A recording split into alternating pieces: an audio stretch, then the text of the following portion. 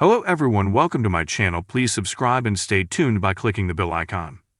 The biggest unanswered questions from Heartstopper Season 2. Favorite Season 2 arrived on Netflix in August, continuing the heartwarming love story of Charlie Spring, Joe Locke, and Nick Nelson, Kit Connor, as they navigated their sexuality alongside their group of friends. Diverse friendship. The finale, perfect, tied up a number of storylines from Season 2, with Charlie finally expressing the extent and damage the bullying did to him. However, the episode also left us with a number of burning questions and dropped hints as to what the series might have in store for the youth gang when it returns in Season 3. Emotions were high in Coupe Season 2 finale as relationships were tested for the entire Truman clan, but the most heartbreaking scene occurred in the final moments of the episode. All season, Nick is trying to understand Charlie's struggles with food as his eating disorder begins to take a toll on his health, and in the finale, Charlie finally opens up about the deep connection between this disorder and the terrible intimidation he suffered afterwards. Released only a year earlier, as Charlie delves deeper into his mental health struggles, Nick comforts him by stating, "I love your hair so much. I love your eyes. I love," not daring to admit his obvious feelings. Nick's moment is interrupted when his mother comes home, and the lovebirds quickly leave, with Charlie returning home and encouragement inside his step. In classic a fashion crush, Charlie quickly begins messaging Nick, simply writing, "I love you." The episode fades to black with his finger hovering over the send button. Will he send it, pushing their relationship to an even deeper level? Perhaps in a romantic twist, while Charlie is hesitant to send the message, he receives the same text from Nick. Crush is no stranger to a romantic coincidence, so time will tell. With Charlie now fully admitting to his eating disorder, Season 3 will surely see the pair team up to combat it after Season 2 saw it begin to interfere with his daily life. Charlie admitted in the finale that eating was the only thing he could control during the darkest days of bullying, so hopefully with the hardest of those days behind him, and with a supportive partner to alongside him, Charlie will be able to begin to move forward in conquering disorder. Admitting the problem marks the first step in this journey. Favorite Season 1 laid the groundwork for a budding relationship between best friends Elle Argent, Yasmin Finney, and Talak Soo, William Gao.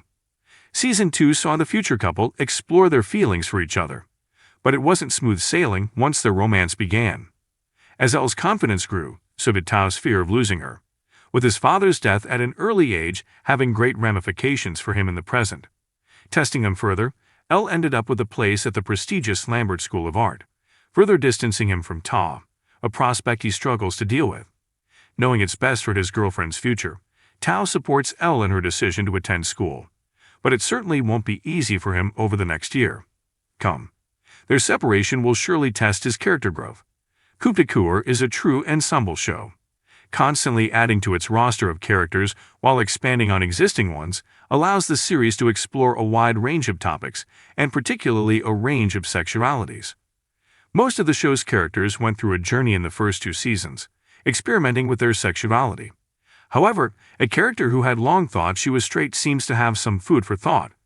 A few blink and you miss it moments in the finale suggest that Imogen, Rhea Norwood, may have feelings for musician Sahar, Leila Khan, a student introduced in Season 2.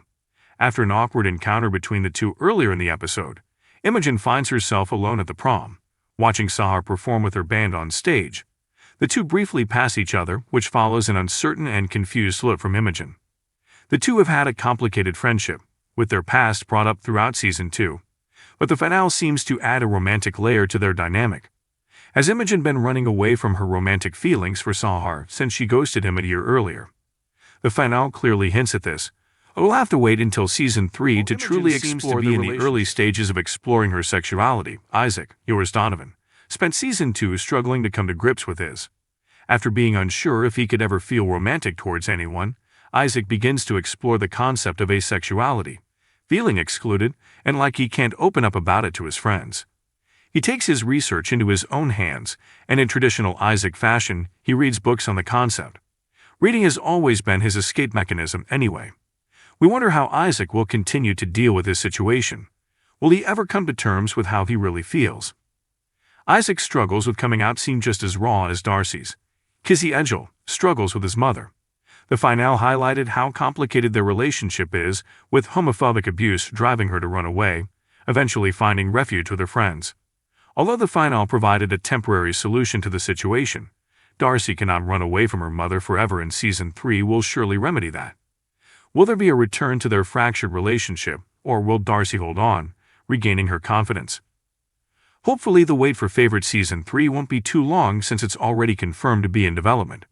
In the meantime, we are left with many burning questions and the expectation of a simple 3-word message that gnaws at our hearts.